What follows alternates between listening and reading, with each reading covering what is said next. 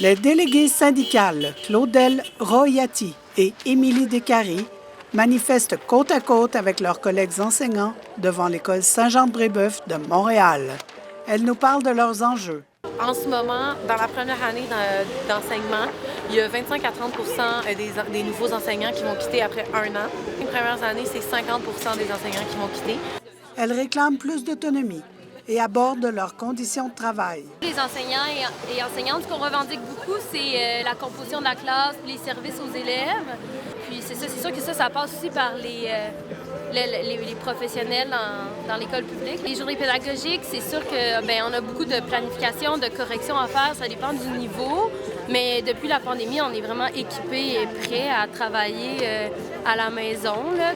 L'enseignant de musique, Frédéric Labrie, ajoute que les 350 élèves de l'école méritent le même niveau d'attention.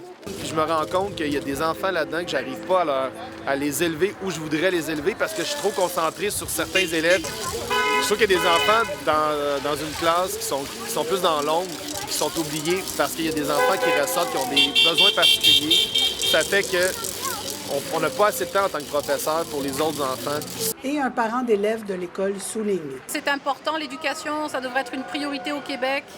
C'est pas un pays en guerre, l'éducation, ça devrait être primordial. Même si le conflit de travail se prolonge, les membres de la FAE gardent espoir d'un règlement avant Noël. Oui, on est optimistes. Ici Pascal Renaud pour l'Université de Montréal.